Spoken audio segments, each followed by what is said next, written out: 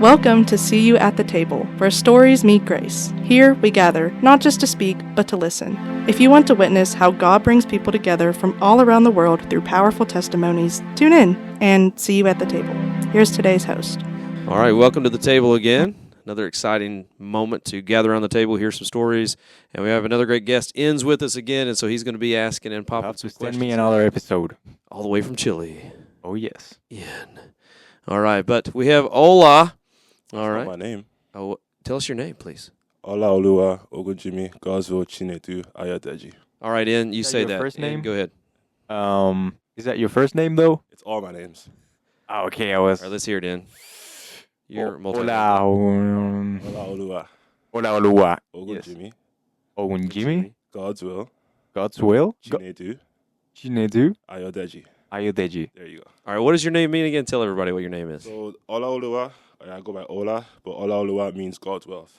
That's awesome. God's wealth. So when you get rich, are you going to remember me? I'll try. Man, I hope so. A nice donation to the school. Yeah. Speaking of school, tell us a little bit about how you got to CU. Like, why CU? So I originally came here to play soccer on a soccer scholarship.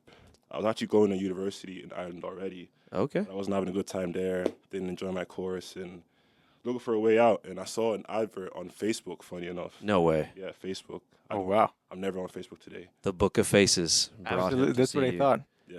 Yeah. It was an ad for soccer scholarships in America, and someone just told me to click on it, and clicked on it, went through the application process. They called me to play for like a little showcase game. Yeah. I went and I played. I didn't think I played the best, actually, but they were happy with how I played, and they gave me another call. They recruited me in the agency, and then they called me for another game in Scotland. So I had to fly out to Scotland from Ireland. Okay. To that game, played again. I played a bit better that time, and then that's when Campbellsville reached out to me and gave me the offer. That's crazy, man. And so, you know, soccer is a sport that, I'm just going to be honest, a lot of people from the U.S. aren't super great at all the time. South America, Right. it's You guys- the main sport. Easy I there. actually call football, Yeah. but, I'll let you guys. Nobody in Chile knows how to play soccer, right? Everyone. No, I'm just kidding. What position, Ola, do you play? Center back. Okay. Defender. All right. Now, you and I were talking just a moment ago about a sport that a lot of people may not be familiar with called Gaelic. Gaelic, yeah. I think we need to teach the university how to play Gaelic. It's like a mix of soccer, basketball, and like handball. Man, it's awesome. Yeah. Yeah, when I was in Ireland, though, yeah, they're rough. Yeah, It's a rough I sport. played a little rugby with some people in Ireland, too. That was a mistake. Yeah, that's painful. We're the best at rugby. so- I don't know about that, Some but, man, people. it hurts. Well, man, we want to hear a little bit of your story, your faith story. So share a little bit about what your walk with Lord has looked like and just some of the ways you've been growing. So where do I start? Looking at like my life, I was raised in a very religious family. They're very strict, and God is a big part of everything we do. So in the beginning, like growing up, I kind of followed God more to keep my parents happy. I wasn't really following, Jesus for myself, trying to find my own faith, because they raised us with like the fear mentality, that if you don't do the right thing, you'll be punished in a sense. It's like an obligation kind Yeah. of more, yeah? So Okay. it wasn't for myself. And when I eventually left the house, it was like freedom for me, finally. I don't have to follow all these rules, and I get like freedom. Like I didn't get a phone until I was 18. Oh, wow. They were, Really? I had like Oh, wow. bedtimes and everything. So I always felt like I was missing out. Like, Wait a minute, from my- Did you say you had bedtimes? Yep, bedtimes, yeah. What was your bedtime? 9, 10. On a school night, 9 o'clock. Like when you're in high school, though? Like High when you're school, older, yeah. you used to have Call that? it secondary school, but Secondary like school. equivalent to high school, yeah. 9 o'clock. And the Let's just internet be honest. turned While off. you're here, you snuck out, didn't you, at night? Nope, did not sneak Okay. out, no.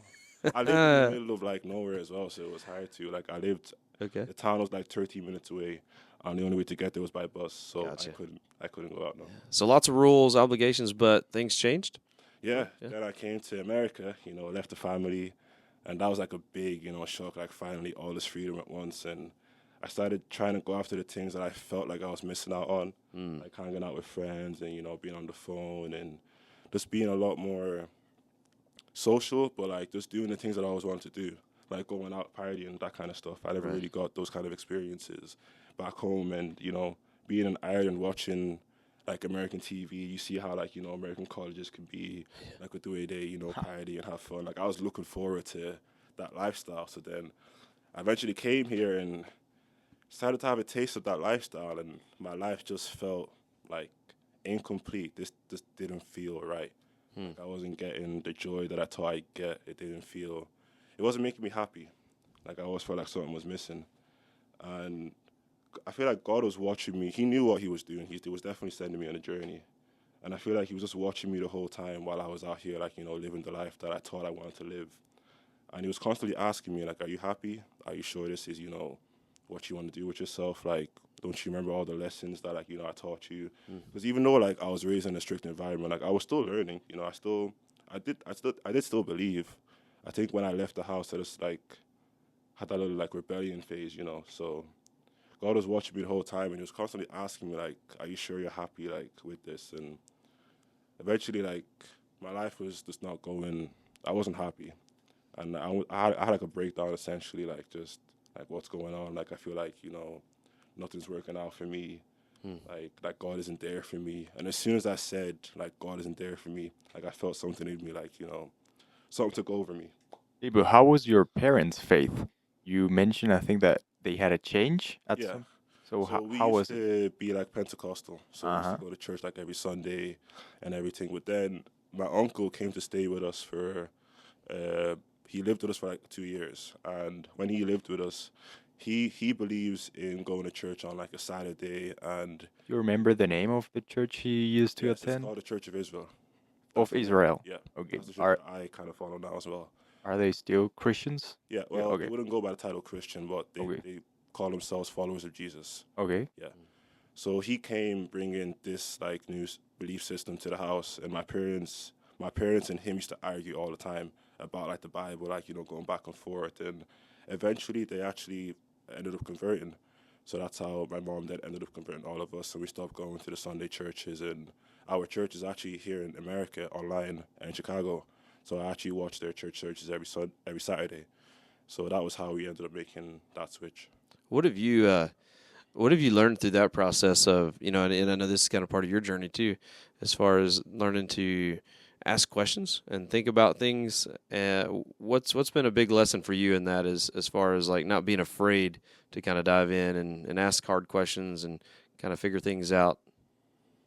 I think it's, especially when it comes to faith, like growing up, I was only following faith to keep my parents happy, but it really is an individual thing. Like, Jesus really does have room for all of us. Like, I thought I was just doing it to literally to keep my parents happy, but I didn't realize that I needed to do it for me to keep me happy, because like I lived life without Jesus and it did not work. Like, I genuinely tried to do it without him, and all it ever led me down was just, sorrow and pain and just depression. Like, I was in a very depressed state, and then when I started to accept Jesus like for myself and find out who he is for myself, then I really started to learn. And it was funny too, because a lot of the time when I was like studying, I have a lot of flashbacks to my time as a kid reading the Bible, and I'd read stuff and be like, how did I miss that when I read that back then? And it was like a really interesting way to like reteach myself stuff I already knew, but I'm seeing it now with like an older mind, like a more mature mind, a mindset that I could actually understand the lessons that the Bible is trying to teach. Man, I think that's such a really big point, because so many times in life, I think we do this anyway. We think we have something figured out because we lived through it or we did something, and then we just begin to base everything else off of that one moment back then, and we kind of rob ourselves from the journey of learning and growing, And one of the things that I think sometimes within kind of the religiosity of the Christian faith, we forget that God is God and we're not, and that there's a lot more that we have to figure out and learn from him, no matter what age we are. One of the things that my wife and I talk about this, one of my hopes and prayers is that, when I'm 80, if I live to be 80, I don't know, we'll see what happens. But, I hope that I'm more flexible to the Holy Spirit then than I am now, and not the opposite. Sometimes we get more rigid as we go instead of being actually more flexible to what God wants. And it is this journey of trusting that his way is better. You said it, man. You're like, I thought this is what I wanted. But what'd you say, Ian? Yeah, that you said that he was leading you. He was like leading me without leading me, because I was like, I went off by myself and he was just watching me. Like, I tried to follow the world, but ultimately he was in control, and ultimately he led me right back to him. It was a full circle for me. Yes. And tell us a bit about you right now. What are you doing? Do you go to any specific church? How do you consider? Yes, so I still go to that church that my uncle brought to the household. It's called the Church of Israel. And I'm actually working on getting baptized here soon. Here in that same In that church? church, yeah. Okay. So you're going to take a trip to Chicago? Yep. Wow. It's a 5 hour drive and finally take that step, and get baptized. Is that church only available in Chicago or They have like maybe worldwide? branches worldwide, also like statewide, but the closest one is still too far away for me to attend. I think the one in Chicago is the closest one, so that's why I'm going to choose that. Hmm. What would you say? You grew up in Ireland, Yeah. right? And so that's a pretty interesting place when you think about the Christian religion in general. You have the big divide, Protestant and Catholic, yeah. and so how have you seen even that experience kind of growing up that impact your faith journey? Well, growing up in the strict household that I was in, my parents did like try to not allow me to go the Catholic route. They kept me very Pentecostal. So like in the school as well, the schools are very religious, so they make you take like your communion, and there's like another thing in the Catholic religion that's like big for young kids. What I did Confession? yeah. Yeah. So they So do you that went in to a school. Catholic Yeah, school? Okay. Catholic school, and my parents like stopped me from getting my communion. I didn't do the whole. Did you get baptized in that church? In the church, No. the Catholic church, or No. okay? I got baptized in the Pentecostal, but I feel like I have to go through that whole process again because I walked away from God, and I feel like even when I got baptized, I wasn't really doing it for me. I was just doing it to keep my parents happy. I wasn't accepting, that blessing. So that's what I want to do. Now you're touching a very big topic about baptism and what we believe about it, but we are not getting into that right now, I guess. Yeah. That is a big one, and I think it's interesting. All three of us, have really different faith journeys in the sense of when you look from a religious perspective. Yeah. But I think one of the core things that I've heard in both of your guys' stories is this desire to really know what God's truth is, and that it was not something that somebody else could do for you. That God gave you that opportunity and responsibility to really seek that out, and that's a powerful thing, and each of those places we're growing up have impacted us in that, Absolutely, yes. that's why I kind of brought that up. People don't know, like we were talking about Gaelic just a minute ago, in certain parts of Ireland, just kids will only play certain sports based on their religious background. I'm going to play rugby because I'm this, or I'm going to play Gaelic because I'm this. It's really interesting. Yeah. So, but it's very interesting how even though there's a there's a point where we start, how God leads us wherever He wants us to be. It isn't something determining if we grew up at believing in any certain religion that we'll stay there. Rather, God somehow allows us to get wherever He wants us to be. Why do you guys think it's so hard for us though to trust God?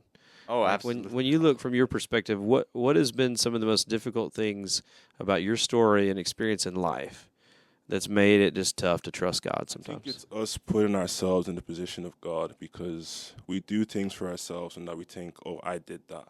Like, I was the one that, made that happen for myself, or I made this decision. But at the end of the day, it's God that's in control. So I feel like when you get used to being in that position of control, or you think you're in control of your own life, that's why you may find it hard to listen to God when He's like telling you to do what He wants, because you're like, oh, I did this, like I know better, or I know the way, but ultimately we don't. It's Dude, His will is always going to take control and rule. that's so connected to the original sin, right? Like we want to be God, we want to put ourselves there. Know better, want Yeah. more knowledge. Yeah. I actually would say that we as humans, or at least me, we don't like suffering. And What? You don't like pain, Ian? I have to confess that I don't. Uh, And so, on top of that, whenever we are not certain of what is going to happen with us, just not knowing what is going to happen or how things are going at some point, makes us uncomfortable. And we don't trust in God that even though we don't know what is going to happen or where we are ending up, He is in charge of the whole process, yeah. So taking that step of trusting God, even though we don't understand, that is something that I would say is very, very hard, Faith is a risk, isn't it? Yeah.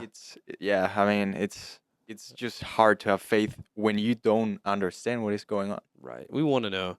And I know both of you guys grew up in different cultures. I grew up in the U.S., And the U.S., we like to kind of know how things are going to go, and there's the independence is very valued, and so I think it's really interesting when we begin to look at our own cultures, like the barriers that our cultures produce in us when it comes to following God, whether that is doing things on your own, the American dream, you pull yourself up by your bootstraps, but the biblical truth is I can't do anything on my own. And, even if we were just look from a very secular perspective, none of us are where we are because of just something we did on our own. You know what I'm saying? Yeah.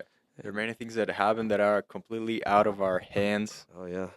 If you told me 7 years ago that I'd be in Campbellsville, America, I would have laughed.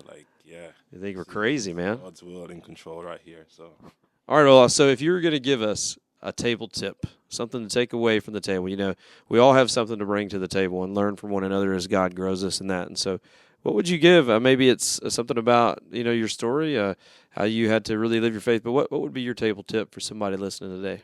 I think not even just with faith. I feel like with all aspects of your life, ask questions. Really find things out for yourself and don't just go off what everybody else is telling you. If somebody tells you so, go do your research. Go form your own opinion and really, ask questions. You guys are very, both of your stories are kind of similar in that, right?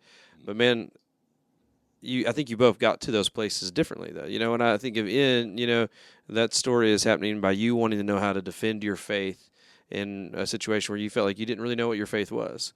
For you, you got kind of thrown in a different culture where you had freedom now and kind of chose your own path. And yet God was like, hey, my way's still better, Pretty much, yeah. And I think that's really awesome how God, that same God, is doing all of that. Yeah. And I think it really speaks big about that, how much God actually loves us and cares about us. But yeah, man, thanks so much. And both of these guys hopefully will hang around a little bit more on future podcasts, and maybe we'll ask some other people some questions. But yeah, For sure. Hope to catch you later, and we'll see you at the table. This podcast is brought to you by Campus Ministry at Campbellsville University, where faith, testimony, and dialogue come together. Stay connected, stay inspired, and we'll see you at the table next time.